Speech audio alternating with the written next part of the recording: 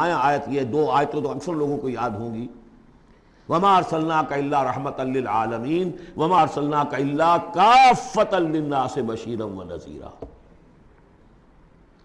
اب نبی صلی اللہ علیہ وسلم نے بنفس نفیس اپنی رسالت کے فرائض ملک عرب اور قوم عرب کی حد تک تو پورے کر دیے،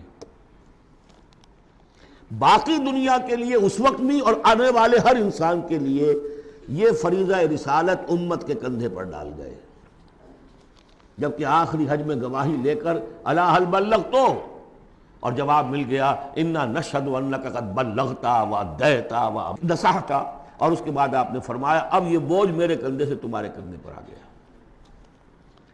تو اگر ہم امتی ہیں تو مقروض ہیں محمد کے صلی اللہ علیہ وسلم، اگر یہ خواہش ہے کہ ان کی شفاعت ملے تو ان کا حق ادا کرنا ہوگا۔ وَكَذَلِكَ جَعَلْنَاكُمْ أُمَّةً وَسَطًا لِتَكُونُوا شُهَدَاءَ عَلَى النَّاسِ وَيَكُونَ الرَّسُولُ عَلَيْكُمْ شَهِيدًا۔ اس کے کم سے کم دو تقاضے۔ پہلا تقاضا تو قرآن کی تبلیغ کر دینا ایک ایک فرد نوع بشر کو اس امت کے ذمے ہے۔ اگر قرآن پہنچایا نہیں تو محمد کی رسالت کا پیغام ان تک نہیں پہنچا، امت کیا جواب دے گی قیامت کے دن؟ اے اللہ ان کے حوالے تھا کام، یہ قرآن کے کسٹوڈینز تھے۔ حضور نے فرمایا تھا فَلْيُبَلِّغِ شَاهِدُ الْغَائِبَ، میں تمہیں قرآن دے کر جا رہا ہوں، قَدْ تَرَكْتُ فِيكُم مَّا إِنْ اعْتَصَمْتُم بِهِ لَن تَضِلُّوا أَبَدًا، اب پہنچاؤ اسے۔ تو ایک تو ہے قرآن کا پہنچانا، اور دیکھیے وہ یاد کر لیجیے سورہ انعام کی آیت اوحی الی ھذا القرآن لانذرکم بہ ومن بلغ، یہ قرآن مجھ پر وحی کیا گیا تاکہ تمہیں بھی خبردار کر دوں، اور جن تک یہ قرآن پہنچ جائے اس تک گویا کہ میرا انذار پہنچ جائے گا، لیکن پہنچائے گا کون؟ میرا امت ہی پہنچائے گا۔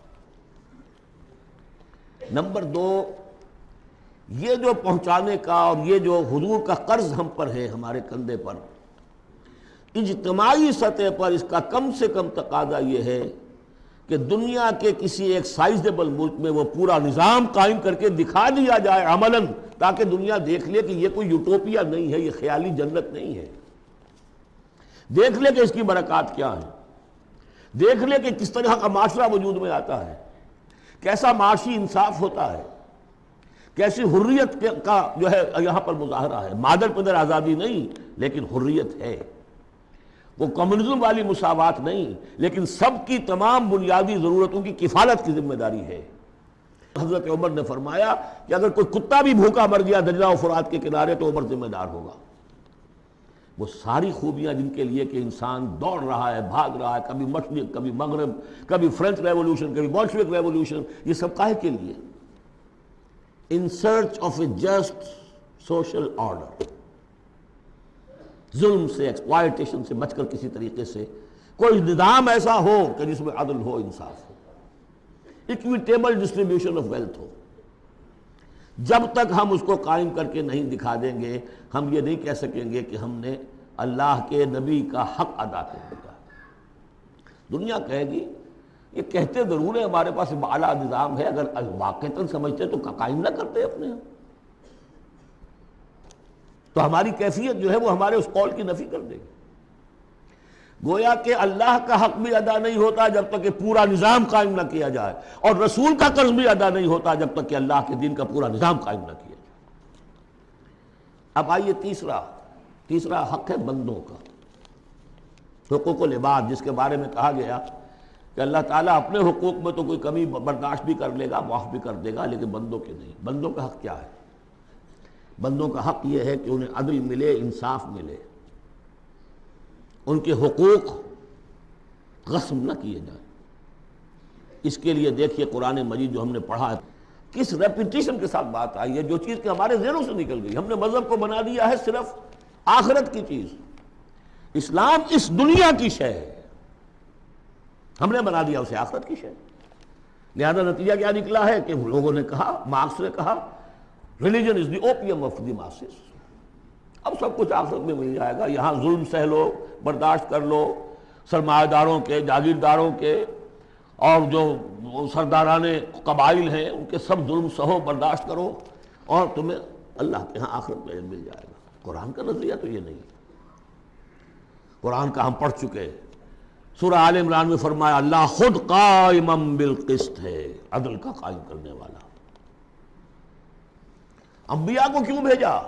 اللہ اکبر، وہ آیت سورہ حدید کی آیت نمبر 25، لقد ارسلنا رسلنا بالبینات وانزلنا معهم الکتاب والمیزان لیقوم الناس بالقسط۔ ہم نے اپنے رسول بھیجے معجزات دے کر، ہم نے کتاب نازل فرمائی، ہم نے میزان نازل فرمائی، حقوق اور فرائض کا توازن، حقوق اور فرائض کا توازن۔ کس لیے یہ سب کچھ ہم نے نازل کیا؟ یہ کھکیڑ کس لیے بول لیا؟ Was it an exercise in futility? لیقوم الناس بالقسط، تاکہ لوگ عدل پر قائم ہوں۔ اور ہم نے لوہا بھی اتارا ہے جس میں جنگ کی صلاحیت ہے، جو لوگ ظلم چھوڑنے پر آمادہ نہ ہو، لوہے کی طاقت سے ان کے سر چلے جائے، تاکہ اللہ دیکھ لے کہ میرے کون سے بندے ہیں جو میرے وفادار ہیں، میرے نظام عدل قسط کو قائم کرنے کے لیے تن من دھن لگاتے ہیں، جانے دینے کو تیار ہیں۔ آیت نمبر 25 سورہ حدید کی، نظام عدل و قسط، انزال کتب، ارسال رسل، ان سب کا تھیم کیا ہے؟ یہاں عدل اور انصاف قائم کرنا۔ حضور سے کہہ دیا گیا، یہ سورہ شورى کی آیت یاد کر دیجیے، آیت نمبر 15، کہہ دیجئے وَأُمِرْتُ لِأَعْدِلَ بَيْنَكُمْ، دیکھو میں تمہارے مابین عدل قائم کرنے آیا ہوں۔ مسلمانوں سے کہا گیا سورہ نساء میں، یا ایھا الذین آمنوا کونوا قوامین بالقسط شہداء للہ، اہل ایمان عدل کو، قسط کو قائم کرنے والے بن کر کھڑے ہو جاؤ پوری طاقت کے ساتھ، اور اللہ کی گواہی دو، اس لیے کہ اللہ جو ہے وہ خود قائما بالقسط ہے، اس کی گواہی اسی طرح ہوگی کہ تم اس کے نظام عدل و قسط کو قائم کرو۔ یہی مضمون پھر دہرا کر سورہ مائدہ میں آ گیا، یا ایھا الذین آمنوا کونوا قوامین للہ شہداء بالقسط، کھڑے ہو جاؤ اللہ کے لیے۔ لیکن اللہ کے لیے کھڑا ہونا کیا ہے؟ اللہ کو کھانا دینا ہے، روٹی دینی ہے، کیا دینا ہے؟ اللہ کے لیے کھڑے ہو جانے کا مطلب ہے اس کے دیے ہوئے نظام عدل و قسط کو قائم کرو۔ یہ ہے دین جس کا یہ پہلو جو ہے سرے سے نگاہوں سے اوجھل ہے۔ انسانوں کا حق ہے ان کو ظلم سے نجات دلائی جائے۔ حضور کی اپنی شان تھی، یضع عنہم اسرہم والاغلال اللاتی کانت علیہم، آ کے آپ نے دنیا کو وہ جو طوق ان کے گردنوں میں پڑے ہوئے تھے، بادشاہوں کی غلامی کے طوق، ان سے نجات دلائی ہے، سرمایہ داروں کی غلامی کے طوق، اس سے نجات دلائی ہے، سود کی جڑ کاٹ کر سرمایہ داری کی جڑ کاٹ دی، اور بادشاہت کی جڑ کاٹ کر برابر، تم سب کے سب برابر ہو، بادشاہ صرف ایک وہ ہے، سروری زیبا فقط اس ذات بے ہمتا کو ہے، حکمراں ہے ایک وہی باقی بتان آدری، یا ایھا الناس کونوا عباد اللہ اخوانا، سب کے سب اللہ کے بندے بن جاؤ، تم میں سے کوئی آقا نہیں ہے، سب کے سب بندے بن جاؤ، آپس میں بھائی بھائی بن جاؤ۔ اور اس کی آخری بات آپ کو بتاؤں گا، سعد بن ابی وقاص رضی اللہ تعالیٰ عنہ، جب مسلمانوں نے حملہ کیا ایران پر، تو رستم سپہ سالار افواج جو تھا ایران کا، اس نے یہ سوال کروایا، یہ آپ ہم پر کیوں چڑھ دوڑے ہیں؟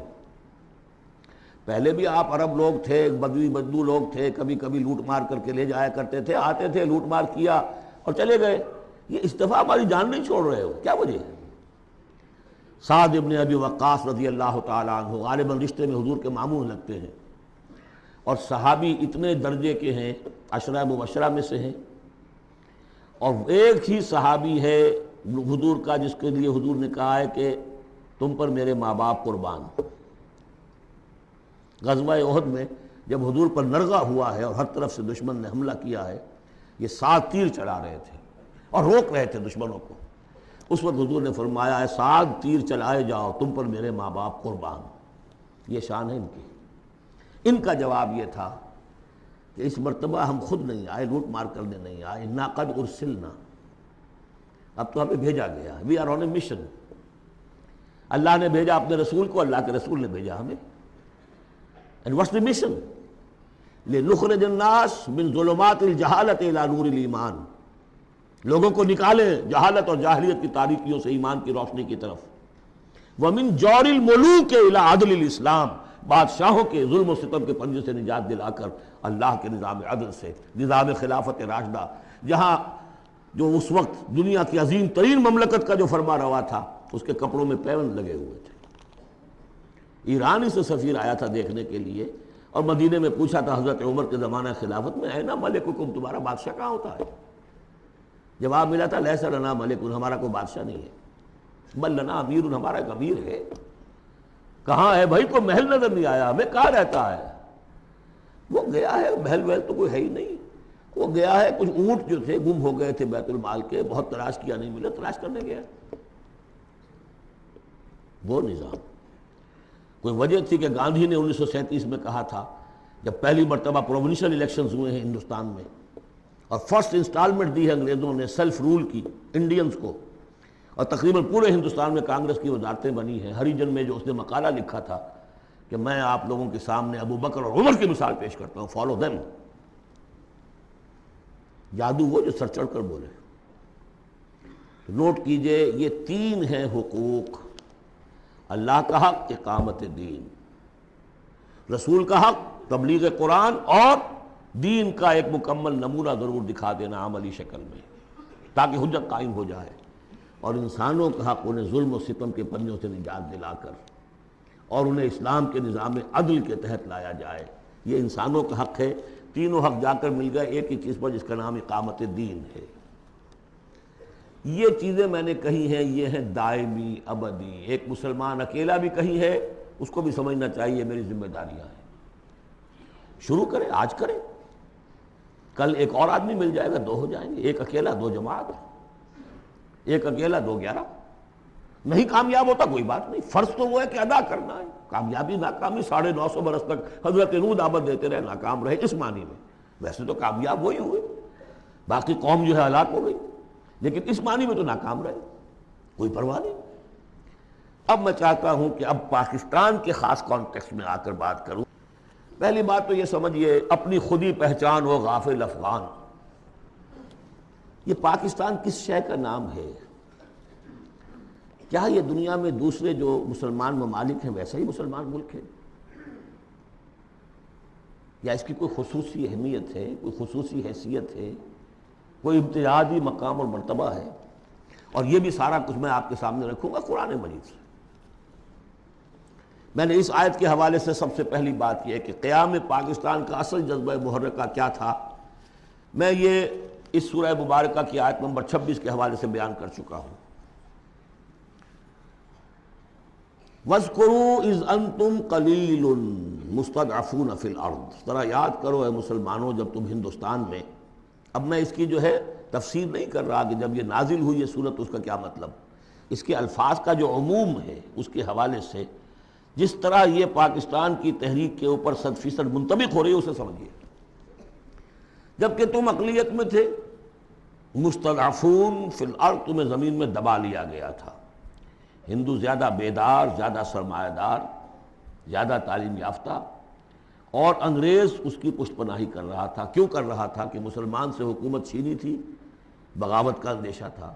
ہندو پہلے بھی غلام تھا، اس کے لیے چینج آف ماسٹرز کا معاملہ تھا، پہلے غلام مسلمانوں کا تھا، اب عیسائیوں کا ہو گیا، اسے اٹھانا تھا مسلمان کے مقابلے۔ اس سے ایک خوف پیدا ہوا کہ اگر یہ انگریز چلا جائے گا، اب تو پھر بھی رول آف پین ہے، رول آف سورڈ تو نہیں ہے اس وقت، انگریز کی کچھ نہ کچھ قانون جو ہے رول آف لا تھا، اگر یہ چلا گیا اور ملک ہو گیا آزاد دنیا کے موجودہ اصولوں کے مطابق، ون مین ون ووٹ، تو مسلمان تو بالکل ہی رحم و کرم پر ہوں گے، ان کی تہذیب، ان کا تمدن، ان کی ثقافت، ان کی زبان، ان کے معاش کو، ان کے مذہب تک کے اوپر ہندو جو ہے وہ حملہ کرے گا اور اپنی 800 سالہ جو ہے غلامی کا یا 1000 سالہ غلامی کا بدلہ چکائے گا۔